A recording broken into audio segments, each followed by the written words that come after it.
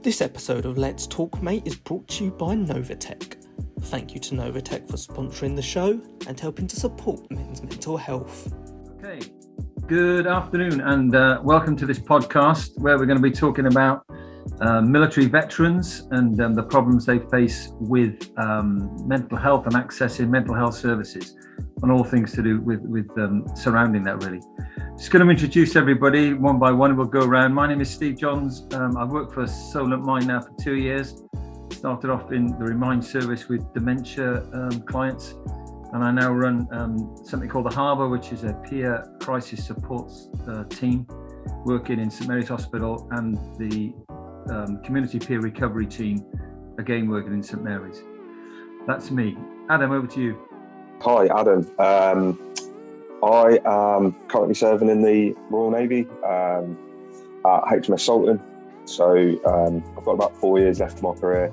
So this is quite a big subject for me. I also run the Andy's Man Club peer support group for men in Gosport. We've just opened one in Eastleigh, and we're looking to open one in Portsmouth at some time this year as well. So for me, it's just about growing the mental health awareness and trying to get men specifically to share and talk about stuff rather than bottling up, and hopefully that helps reduce some of the impact that mental health has. So my name is Royson. I've worked for Solent Mind in the peer support and navigation team for just over 2 years now. And I was a military veteran. Well, I am a military veteran, I served with the 1 Royal Anglian Regiment from 2000 till 2010. Hi everyone, so I'm Dennis. I've been with Solent Mind now for 4 years now, and I work within the iTalk service across Hampshire. So I'm a long-term conditions lead psychological wellbeing practitioner. I'm also a veteran myself, been a veteran for 14 years now, so left in 2008. I served in the Royal Marine Commandos for 4 years. Great, thanks, Dennis. I think we've got a good spread here, which is great. Good to have Adam, who's still serving actually, which is really very relevant. Okay, let's just launch straight in then, and let's hit the first question. Adam, I'm going to aim this at you if that's all right, just to start us off. What kind of pressures and stresses on mental health can affect men during, well, let's talk about during their military service, then we'll come back to after. If you want to just give us your thoughts on during, please. There's yeah, of course, yeah. There's a lot. I think there's a lot of stresses and strains that affect people in military service, and a lot of those are probably the same things that put strain and stress on people in other walks of life as well. Mm-hmm.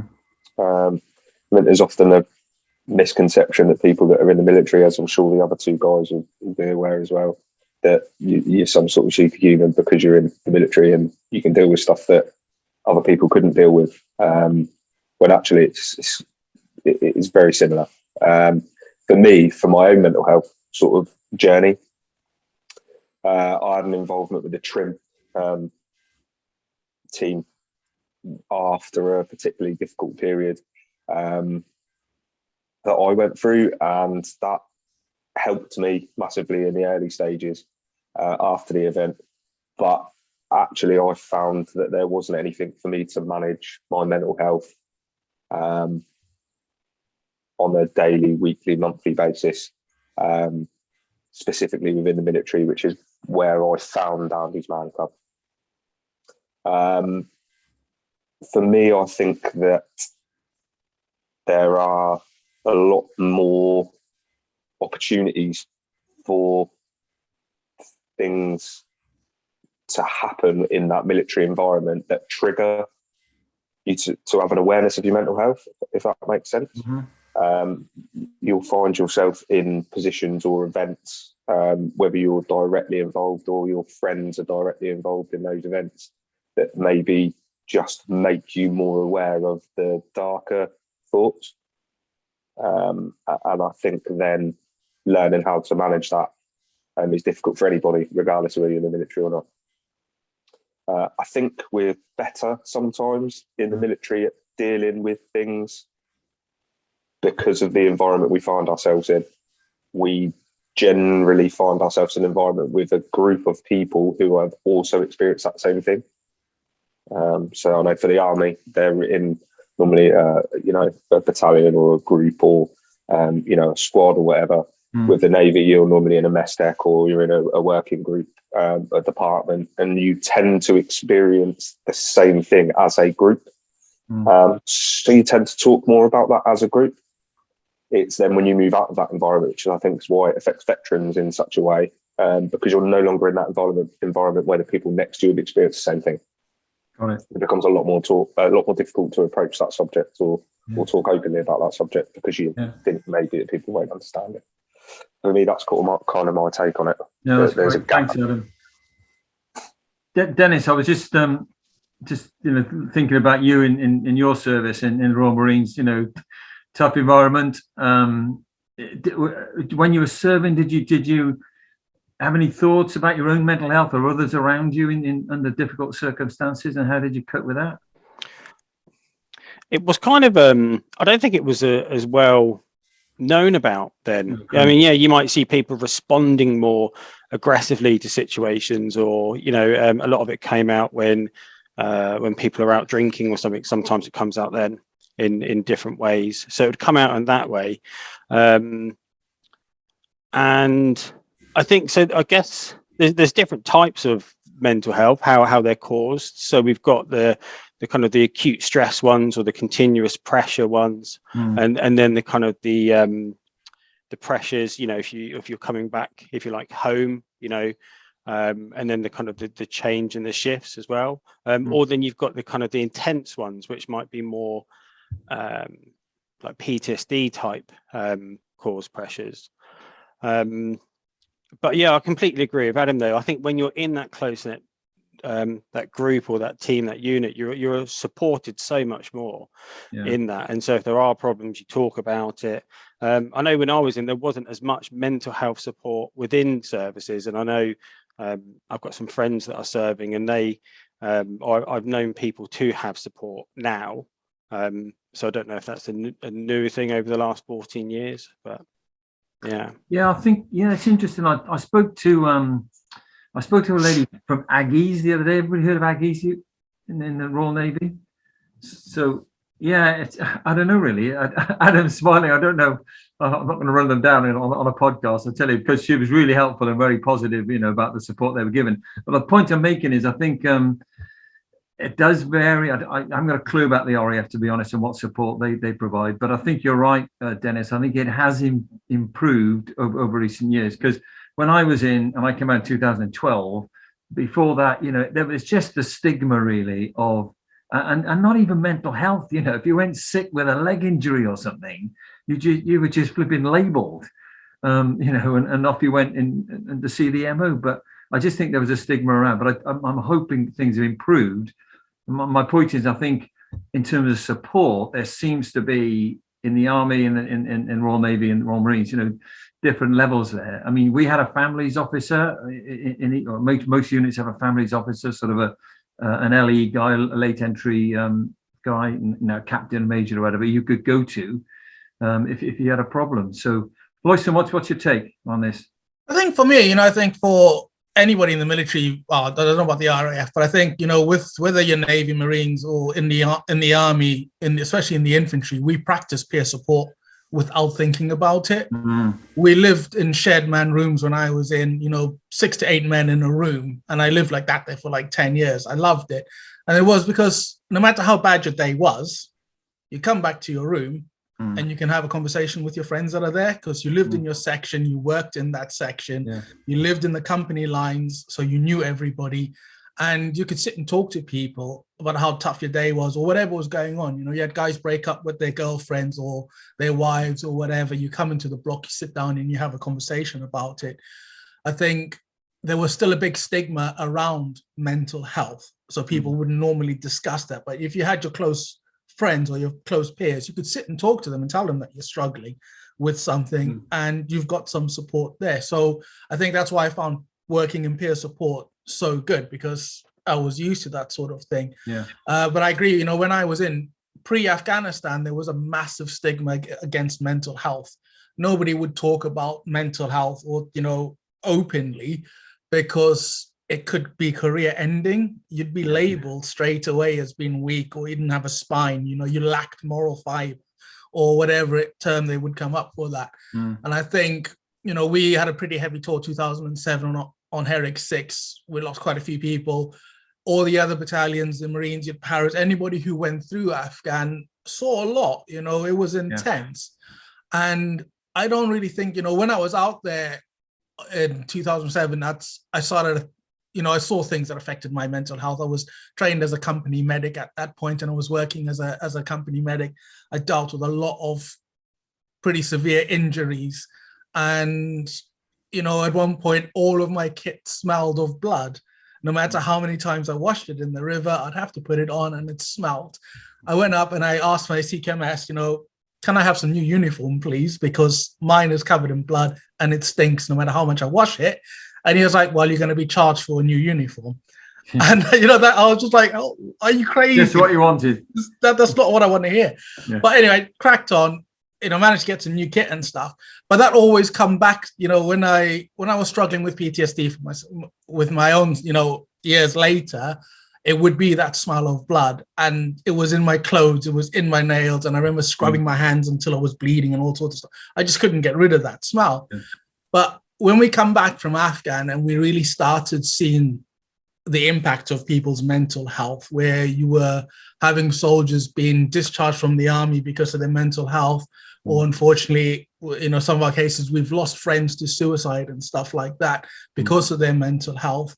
You had the whole unit, from the commanding officer to the newest private soldiers being told that they have to talk about their mental health. And we had this dynamic shift in the military culture where, I know, like you were saying, Dennis, things have changed in the 14 years since you left, but I think looking at the still serving soldiers who I know who are in my battalion and the veterans who are from my battalion, there's a big emphasis on getting people to talk about their mental health, not necessarily when they leave the army, but while they're still serving, because we have serving soldiers who have come back from tour, 4 or 5 years later, they're being affected by PTSD and they've been encouraged to talk about their issues. And we've seen a shift, where you have, senior, the RSM of the regiment will stand up and say, right, this is my story, and talk about his mental health. Yeah, that's brilliant. And you get younger soldiers who sit down and think, well, okay, we can do that. But I think it took a massive cultural shift for people in my battalion to do that. And I don't know if other regiments or other battalions do stuff like that. We've got our own Facebook group that was set up by some of our veterans, where anybody from the battalion can come in and reach out to get support. And listen, did they bring anybody in, any professionals to come and help that, or was it all internal? It was a lot of that. There was internal. Bear in mind, I've been out now for like 12 years, but I do know that we, even with the med center, we were trying to encourage people to start talking about their mental health. But still, it was quite hard because there was still a stigma attached to it. There was still that fear that it's going to be career ending, or you're going to get discharged from the army for it. Yeah. So it is quite hard, but I think they were bringing in people, like TILs and stuff like that to come in and do stuff. So, Adam, can I just bring you in there? Because just outside of the operational bit, and I think we, as Loyson just covered, obviously the impact of an operational tour like Afghanistan, that's really understandable. I just want to come away from that a little bit to you personally, but the people around you currently serving. I was just thinking, I don't know about everybody else thought, but I always felt there was a pressure on everybody to perform, whether that's all around the confidential report, you've got to get on, you've got to get your next promotion. And although I never talked about it, looking back with hindsight now, you think, everybody was trampling on everybody else to get the next promotion, and shine. And I just wondered if that brings obviously pressure on people, for those who don't get promoted. Not everybody's going to be an RSM or whatever, Do you feel that, Adam, at the moment in your environment? Or is it sort of, I don't know. I think it's environment and personnel dependent. Right. In my personal experience, I had a The incident I sort of was involved in was at the tail end of 2019. And I had immediate trauma management from the trim team. I was able to sort of manage the immediate aftermath of the event, which had affected me, and that sat fine with me. You know, the assistance I got from them was all good. The assistance I got from my local management, my senior management, was fantastic, and it allowed me to manage that and go back to work relatively quickly. I mean, I was back at work within a week or so, with additional support. But my sort of mental health slipped during lockdown. I really struggled at the beginning of the first lockdown, just with far too much time to spend sat in my own head. Where I found, how did that work physically, Adam? Were you going into work, or were you just, did everybody go home, or what happened in the Royal Navy? During lockdown? Yeah. So the first 6 weeks of the initial lockdown at the beginning of 2020, I think it was. Yeah. Feels like such a long time ago. We had to stop training just because of the proximity of people to each other, etc., etc. But that was a 6 week period, and because we were delivering frontline training, we had to start operating quite quickly once risk assessments were done and stuff like that. But it was probably more the first sort of 3 to 4 weeks, where it was just, there was a massive level of uncertainty, and my brain just started focusing on negative stuff immediately. You know, friends and family that were potentially at more serious risk than I was. People that I knew, the world changed almost overnight, you know, from what I was used to. And my brain just sort of went, you're not in control of anything anymore. That turned to sitting in the sunshine drinking. That turned to just, you know, being relatively grumpy when anyone wanted me to do anything outside of sitting in the sunshine and drinking, whether it be family or work. But I quite quickly realised actually that wasn't healthy.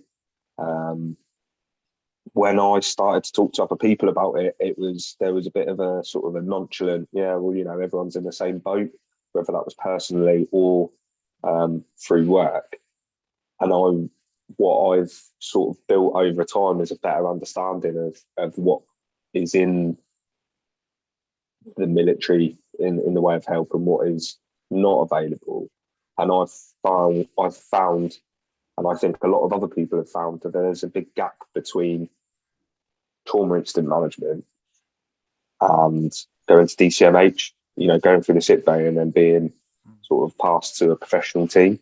There's a massive gap in the middle there where if you don't have people experiencing the same thing as you, or you don't feel you're able to talk to someone within your division and chat, that there's a hole there where we're potentially losing people down the rabbit hole. You know, I was lucky that I stumbled across something for a friend who suggested that I try AMC.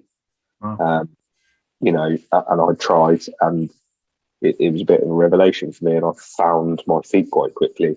I also went back to work a few weeks later and started training slightly lower numbers, or a lot lower numbers than we were, but the intensity of training was higher because we were trying to get more people through. There was a lot more to think about. So my brain was focused on, work and, having to provide that, sort of stability within that environment for other people. But I was also empowered by my lower level management and my senior management, and trusted.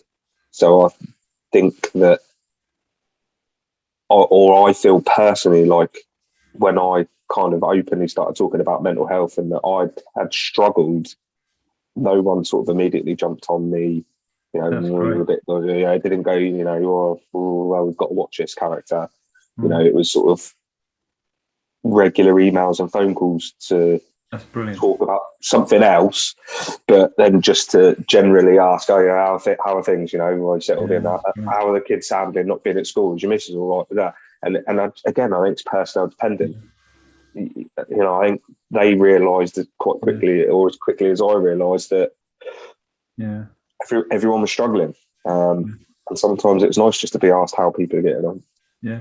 That's interesting. I mean, it's interesting. I don't know about Dennis and Loisa, but when I first started with Solent Mind, the supervision sessions came really alien to me. I'm thinking, what's this about? Why do I need to speak to my line manager every 4 to 6 weeks to tell him how I am? But you quickly realise, oh dear, do I need those sessions? Which are really important.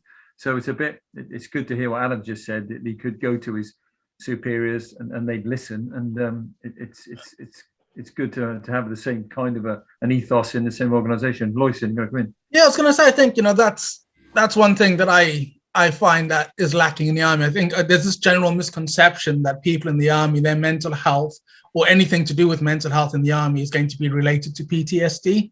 And if somebody's struggling, oh, it's PTSD, it must be this, you must have seen something horrible, and it's not. Mental health is affected by millions and millions of different things. And I think, it's that, again, that cultural shift is like working at Solent Mind, where you have supervision, where you sit with your line manager and they go, so how's things going?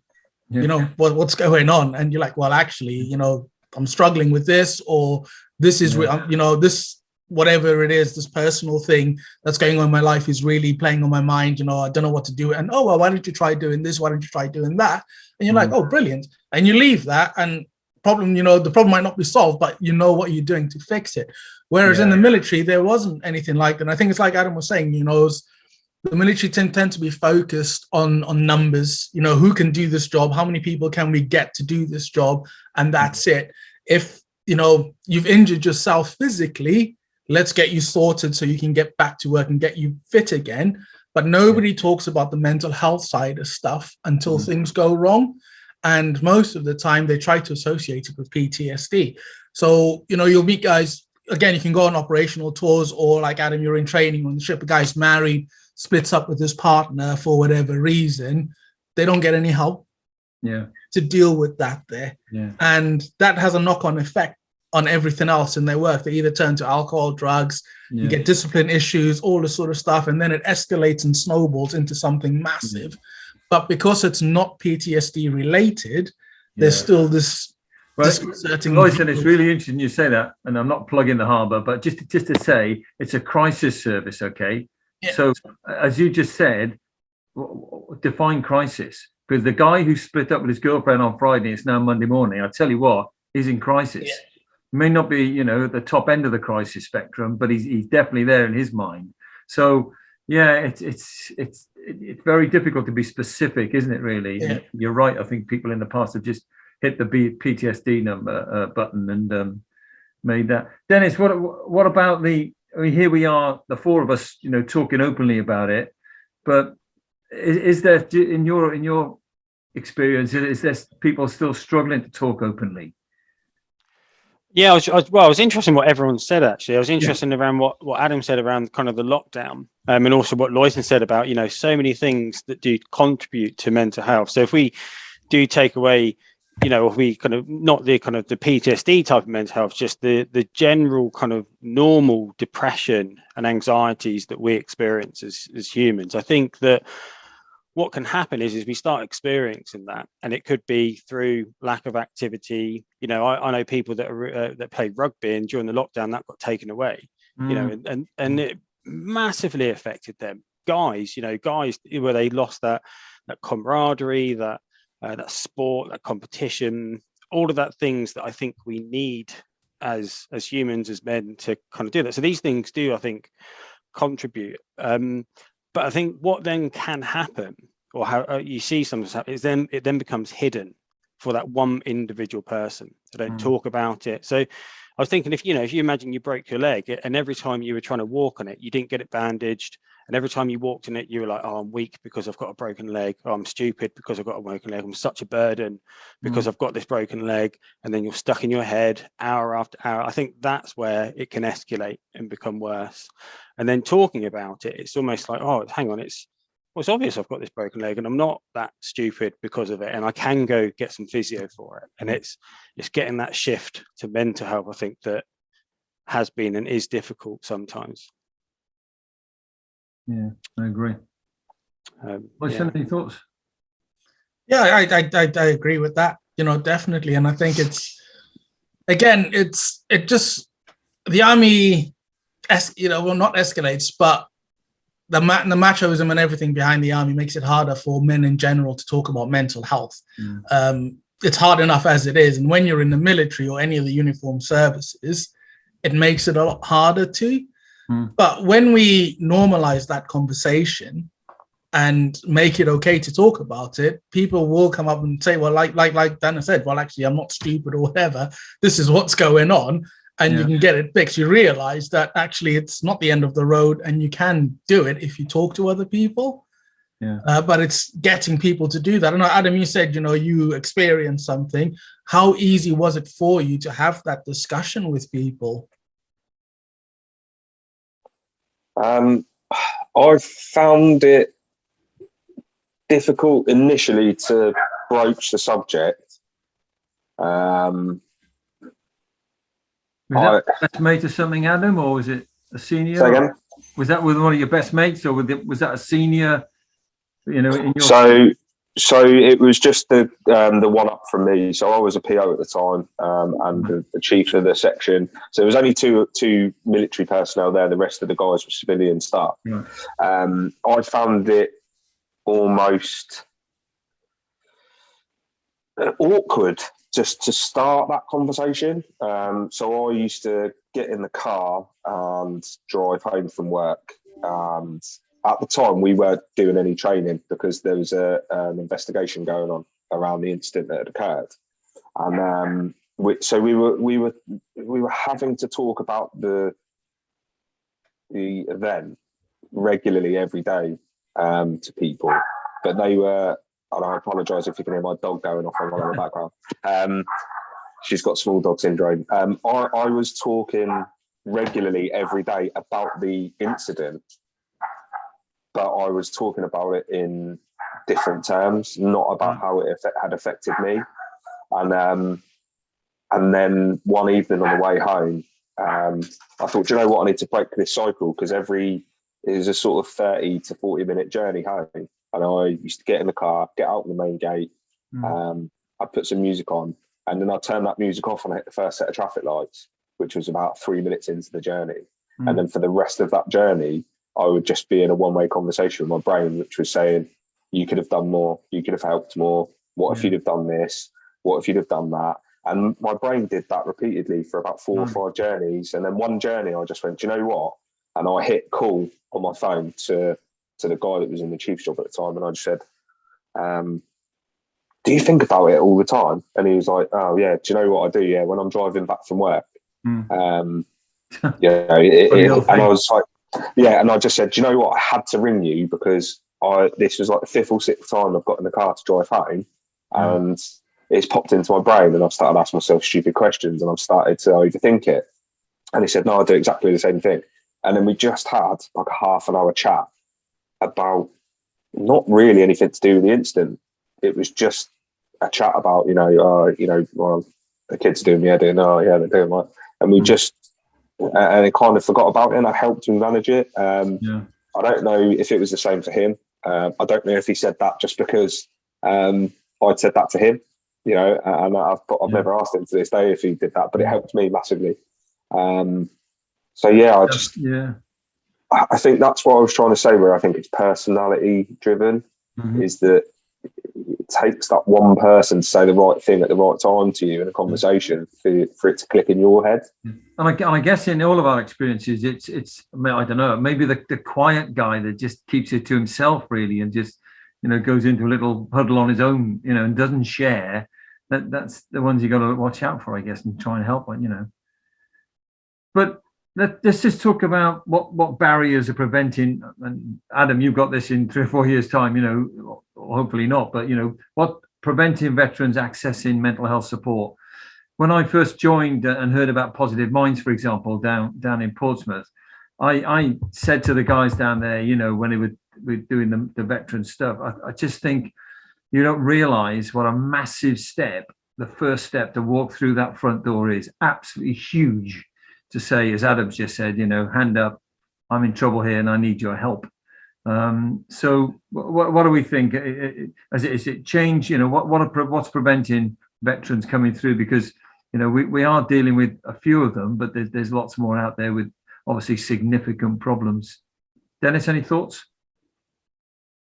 I mean, I think it's partly possibly what Adam said. It's that initial choice. It's really hard to do that.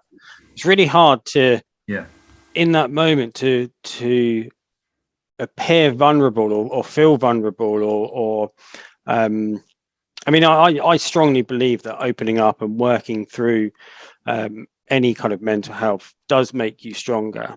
I know from my own experience with my son now, I'm able to coach him through different experiences. He's quite young, but the tools and the knowledge that I've learned now, I can just draw on that. Whenever I'm feeling. But I think it's hard to have that conversation. So I'll have a conversation now, like with my mates, if we go out, if we do some sports together, and you have those chats, and that's really helpful. But I think if you don't have that, and then to do that initial chat can be difficult. And then also I think sometimes you're holding on to some of the beliefs from the military about being strong or having to appear strong or I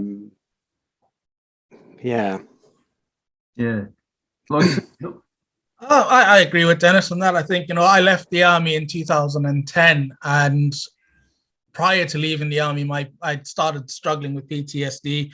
I self-diagnosed. I'd been trained to pick it up or to treat, start treating all that sort of stuff. So I knew that I had, but I was like, I'm strong enough to deal with it on my own.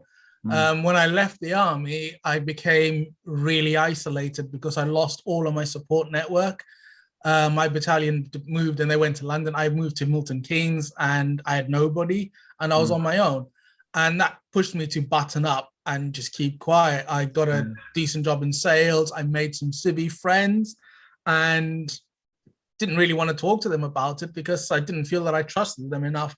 And for most civvies, again, they just think everything is related to PTSD. I'd go out, drink, get drunk, and they'd be like, oh, it's, we know you saw some stuff out there, whatever, don't worry about it, you'll get over it. And I'll be like, yeah, I'm not going to talk to them about it because I didn't want to admit it to myself that I had an issue first, but secondly, they weren't the right people to talk to about it. So I just kept it in. And a lot of veterans who I've spoken with through the nature of my work at Solent Mind, it's the same thing. They found themselves isolated. Some of them had lots of friends or family around them, but they didn't feel that they could discuss this sort of thing. And it stems from, being in the military, we're strong. We have to be seen as strong all of the time. And then it's being a man. We can't talk about it. Men don't do this sort of stuff. So they just keep quiet and go on. And I think for myself, I ended up going through a pretty nasty experience, and I was in hospital, and that triggered really brought my PTSD up. And while I was in hospital, I asked for a psychologist because I was having nightmares and all this, and we had a discussion. I left, and then it took me another 2 years before I actually sat down and said, right, I need to speak to somebody about this, and went and had some therapy and stuff, which did wonders for me and got me to open up. And I think, like Dennis said, now I can speak to my nephew or family about mental health and men's mental health because I've learned how to make it a normal conversation and always try to engage people, especially men, and try to make it a normal conversation. And I think that's something that, the army should do, whether I think, well, not necessarily army, everybody should be doing it with young boys or men, is making it okay to talk about their mental health so that further on in life, they'll have the skills to be able to cope and deal with it in a good way. Yeah. Oh, thanks for that, guys. I was just thinking, all of us, and if you think back, the three of us, but obviously Adam is still serving. So that 6 months when you came out, really, that first 6 months, just putting aside mental health, all the other things that you have got to deal with, and there's no RSM, and there's no chief clerk, and there's no, there's no families officer. You got to find a job, accommodation, all that sort of stuff. And I guess that for us, at that time, it was, as it is probably for many people now, the first protocol is to the GP, which I would encourage, but there are other organizations like ourselves out there who you can come to self-referral, which is great asset to have particularly in Solent Mind and other organisations, I guess, as well. But yeah, it's not an easy one, and yeah, it's just that first step, I think, which is the issue. Just finally, I was just going to talk about, just come to Adam, really, just what's the mood music, if you like, on the Ukraine situation, in terms of, are people worrying about it in the Royal Navy? Are they stressing about it, or are they going to say, well, you know, we're not going to get deployed, we're not going, it's not going that far? You know, what's the thought?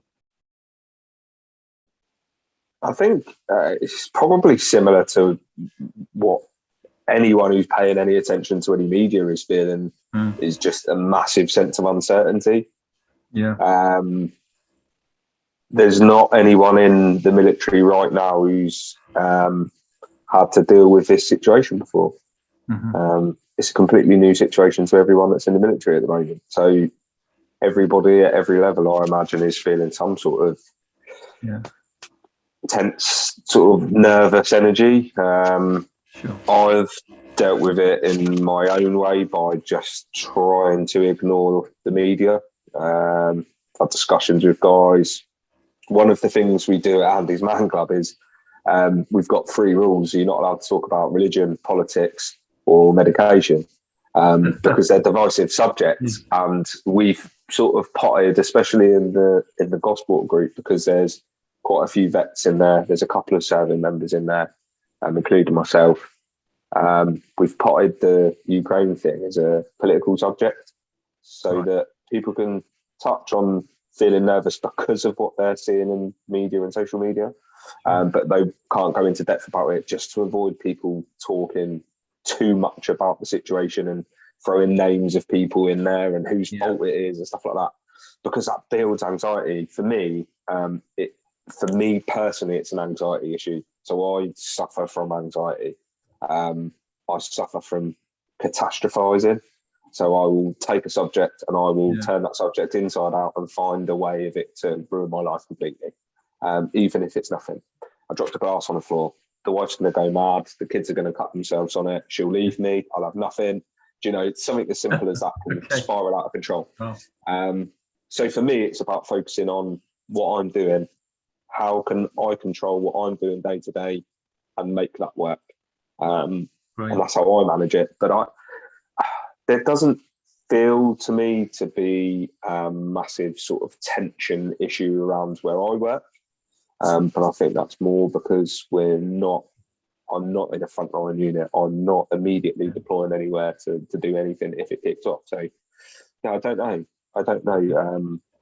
I've seen more of an issue via Andy's Man Club with guys that I have heard rumours on social media, or have spoken to someone who's told them that the world is ending and that we're all going to die within a week, and people who are in a negative space in their own head will take any negative situation and run with it, because that's what your brain's doing at that moment in time. So it's been really refreshing to sit in a room with people and go, you know, and listen to other blokes say to each other, yeah, do you know what I mean? That really, really scared me that first couple of days where the uncertainty was there. But actually, I've found that I've focused my attention more now on, you know, there's a local group to me that are getting stuff together to give to families that are on their way over to Europe from the Ukraine, the rest of Europe, and, you know, donating money and putting events on. I focus my attention on that. It's made me feel really positive. Yeah, and I think that it's just that adjustment in mentality has helped. For me, anyway, just taking my Thanks for that. attention. Dennis, any thoughts from the guys you talk to, or? So I guess it doesn't come up much, and I agree with Adam around myself. People I talk to just limit the amount of news that they have coming at them. It's I don't know many people say that they feel positive after listening to things on that and watching it. So that's just something that I've seen people do and do myself. But I find myself, even today, I just find myself hanging on to a little bit of light, really, like, oh, there are talks. You know, this guy's got to stop somewhere, for goodness sake. You know, let's just talk about, let's get sensible. You know, even things like the Pope has condemned it. I just cling on to that and hopefully that'll have some kind of an impact in it. Royce, anything from you? I think the same. Like Adam said, with the groups, in the peer support groups that I do, we don't discuss politics or religion because they are so divisive. But when this, I was on leave last week, the week before, when things were really getting up, I was like, okay, we'll have to discuss the elephant in the room. We'll spend half an hour talking about that so people can voice their anxiety and, get it off their chest. And we had a bit of a discussion on it. And we closed that discussion by saying, it's that hopelessness that people have felt that, where they can't do anything about this situation, but they're seeing it on the news or listening to it on the news all of the time. Yeah. And I was like, well, stop watching the news, but to feel like you've done something, donate some money, donate some toys, find somebody who's doing something and do something like that, because then you can tell yourself, although you played a little part into it, you've done something positive for it, which, that it's helped. But I think we have to take a step back from things like this sometimes, because as individuals, we have no control over it. And we'll just, like Adam said, we can't catastrophize everything because we're feeling hopeless about it. And we just have to take a step back and help where we can, help in what way we can. Yeah, brilliant. Thanks for that, guys. I'm going to come to a close in a minute. I just want to go round the room, if you like. Just really to finish with one positive message for anybody who's listening out there who may be struggling. Some advice, whoever you're working with. Do you want to sort of plug that? Royson, do you want to start us off? Yeah, I suppose I can say, there's veterans come in all shapes and sizes, whether we're from the Malay campaign, the Falklands, the anniversary is coming up for that soon. They seem to be, forgotten some of the time because a lot of the focus is on Iraq and Afghanistan and stuff like that. Regardless of when you served or where you served, if you've left the military, you're a veteran. If you are struggling with anything, the first step, sometimes, like Dennis said, is the hardest, and that's reaching out. There's a lot of agencies that are out there that want to help you and will help you, but you have to take that first step and reach out, because if you don't, nobody's going to know that you're struggling or suffering, and it's okay to reach out. So please do. There's Solent Mind, Portsmouth Mind, there's minds all over, it's a national organization, Veterans Aid, the British Legion, all these different organizations that are there. Just reach out, speak to somebody, and then they'll find out how they can help you. Brilliant. Thanks, Wilson. Dennis? Yeah, completely agree with that. And I suppose also just to add for anyone that is suffering is to remember that, depression, mental health is a normal human response to a situation. The same way that a fracture is a normal physical response to overtraining or improper training. These are just normal conditions. So just want to kind of mention that to people, that anything that you're experiencing, it doesn't mean you're broken. It doesn't mean there's something wrong with you. It means that you're a normal human being who is experiencing stress in a particular way. So just to mention that, and also, the IAP services as well. So you've got iTalk across Hampshire, Steps to Wellbeing in Southampton, and Talking Change. You don't even have to talk to anyone initially. You can either email in or go in via the website and then just give us a call, and then you'd have a confidential discussion with somebody to look at what support we could offer as well. Just want to mention them. That's great. Thanks so much for that, Dennis. Okay. Adam, before I close, do you want to just say a few words? Yeah, I'd mirror exactly what Royson and Derek said there. There is so much out there. One of the things that has made me smile a little bit on the journey I've been on in the past sort of 12 to 14 months with regards to mental health is the more I've scratched the surface, the more I've found. I've come across so many local organisations in sort of Gosport, Fair in Portsmouth, out towards Southampton, then nationally, who are there and who are ready to help. Like Boyson said, you've got to reach out and you've got to help. You've got to help each other. If you know someone who's struggling, you've got to encourage them to have that open conversation. you've got to ask them how they're doing, and then ask them again and ask them again and ask them again. Just keep going. One of the things that I would say is the biggest thing I think we do wrong as a group of people, as in men, especially those that have served in the military or in an environment, public services, where you're under particular sort of sets of stresses and strains, is manage your mental health before it gets to crisis. Yeah. So learn to have those discussions, learn to talk about things when they aren't particularly stressful, when they aren't an issue, because then you're less likely to find yourself in a dark time where all you can think about is that thing, and you're struggling then to talk to someone about it because you're potentially embarrassed or you don't know how to. If you make those sort of discussions about feelings and stresses and strains normal now, you're much less likely to suffer any extreme issues with them later on down the line. Thanks, Adam. That's great.